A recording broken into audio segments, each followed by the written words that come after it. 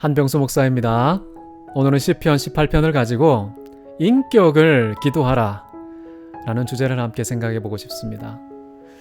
시인은요, 본문에서 인격의 중요성을 강조합니다. 이런 표현을 쓰죠.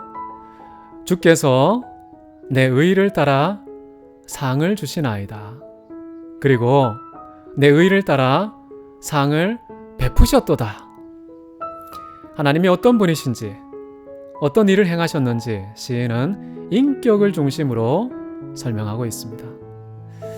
인격은 마치 하나님이 베푸시는 상급의 원인처럼 언급하고 있습니다. 하나님이 우리에게 어떻게 반응하시느냐, 그 반응의 기준처럼 소개하고 있습니다. 그만큼 인격이 중요하다는 것이죠. 하나님께 엎드려서 정말 하나님 이거 해주세요. 기도의 말로 하나님께 기도한 것이 기준이 아닙니다. 하나님께서는 우리의 중심을 보시는 분이죠. 중심을 보시고 갚으시는 분입니다. 우리의 인격적 상태가 어떠냐, 이것이 우리의 관심사가 되어야 된다라는 것을 시인은 이렇게 가르치고 있는 것 같아요. 구체적으로 4가지를 소개합니다. 첫 번째는요, 자비로운 자에게는 하나님의 자비하심을 나타내시며. 여러분, 성경은 어떤 것입니까? 하나님의 계시라고 말하죠. 성경을 잘 읽으면 누구를 만난다는 것입니까? 하나님을 만나고 체험하게 된다는 것이죠. 하나님은 누구신가? 이것을 가르치는 것이 성경이에요. 자, 그런데 성경을 아무리 열심히 읽어도, 최고의 문법을 동원해도, 가장 뛰어난 인문학적 스킬을 구사해도 성경이 읽어지지 않을 수 있다. 여러분, 성경은요, 문법으로 읽는 게 아닙니다. 성경은 인격으로 읽는다. 자, 이렇게 이해하시면 되겠습니다. 하나님의 계시, 이 성경, 하나님의 자비로움, 우리가 최고로 경험하고 누리고 싶은 하나님의 성품, 어떻게 발견하고 어떻게 체험하고 누리느냐? 우리가 자비로운 자가 되어야 된다는 것입니다. 우리의 인격적인 상태의 구비 없이는 꿈도 꾸지 마 라는 뜻이겠죠. 두 번째는 이렇게 얘기합니다. 완전한 자에게는 하나님의 완전하심을 나타내시며. 여러분, 하나님 완전하신 분 맞죠? 그런데 우리는 하나님이 완전하지 않은 분처럼 착각할 때가 많습니다.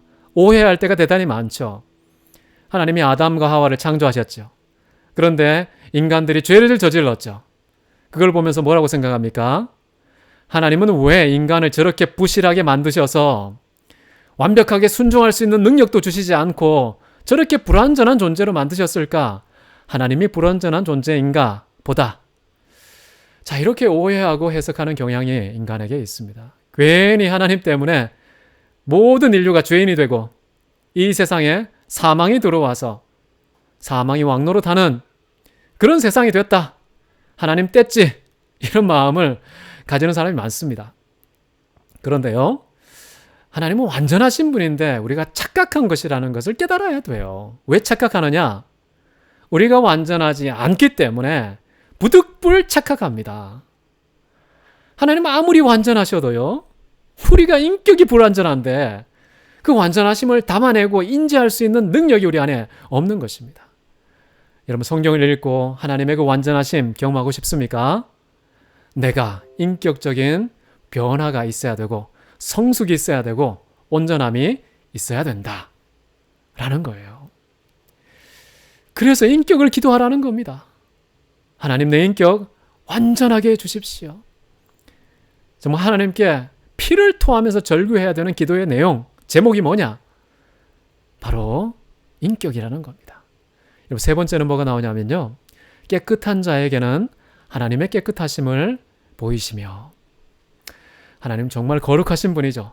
정결하신 분이죠. 그 깨끗함을 이 땅의 어떤 비유로도 설명할 수 없는 무한대의 완벽한 거룩과 깨끗함을 갖고 계신 분입니다.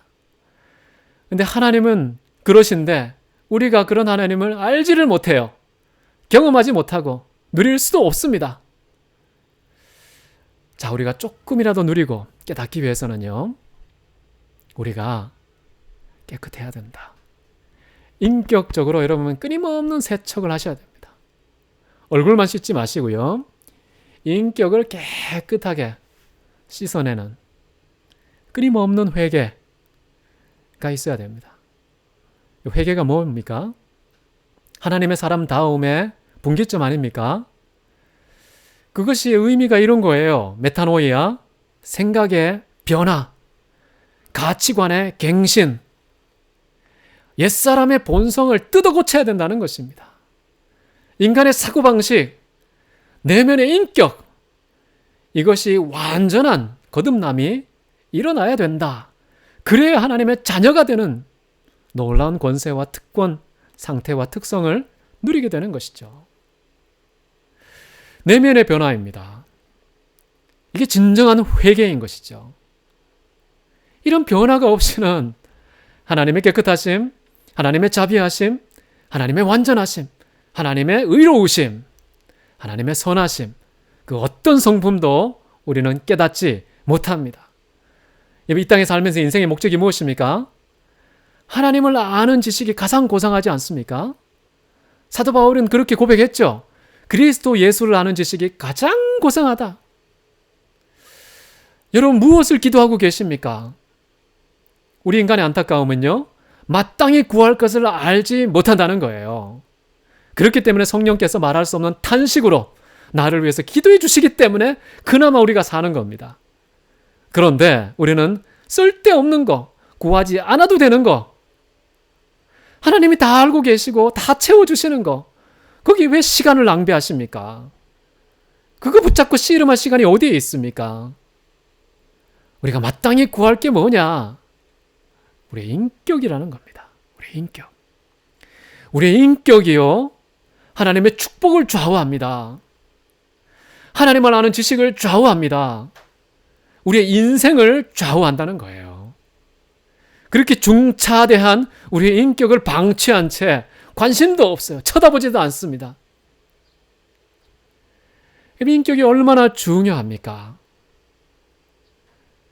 우리가 하나님 앞에 기도할 때 1순위로 붙잡아야 될 거, 하루도 걸리지 않고 매 순간마다 씨름해야 될 내용은 인격이다. 하나님의 아들 그리스도 예수의 온전한 인격을 우리에게 주님 완전히 만들어 주옵소서. 이렇게 기도하는 게요, 우리의 간절한 기도의 내용이 되어야 된다 라는 거예요. 저도 어릴 때는요, 외모를 많이 봅니다. 잘생기고 덩치가 건장한 사람, 부럽고 흠모하죠.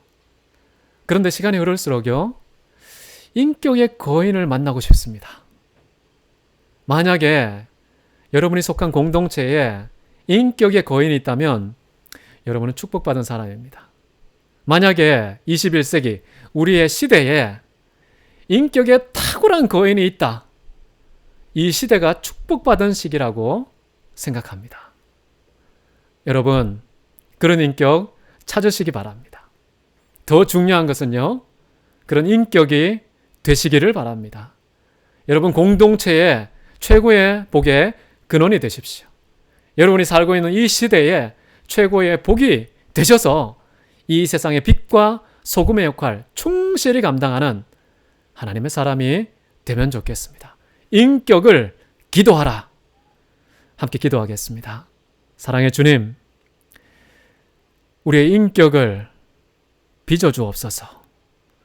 때때로는 고난과 환난을 통하여서, 슬픔과 아픔을 통하여서 우리의 거짓되고 부패한 인격의 본성을 변화시키셔서 예수 닮게 하여 주시고, 성령의 열매 주렁주렁 맺어서 속사람이 성령 충만한 종들 다 되게 도와주옵소서. 우리는 할 수 없지만 주께 기도합니다. 기도할 때에 응답하시는 하나님, 변화된 인격으로 하나님께는 영광을, 이 세상에는 하나님의 영광을 나타내는 종이 되게 하여 주옵소서. 예수 그리스도의 이름으로 기도했습니다. 아멘. 자, 여러분, 오늘은 우리 인격 겨루기 하십시다. 인격 컨테스트 하십시다. 정말 우리가 제시할 수 있는 최고의 인격 한번 만들어서 이 세상에 보여주고 예수님을 증명하는 우리가 되면 좋겠습니다. 다른 거에 너무 시간 쓰지 마시고요. 우리의 관심사 뺏기지 마시고요. 인격에 집중하자. 인격을 추구하는 기도자, 가장 지혜로운 기도자가 되시기를 축복합니다. 감사합니다.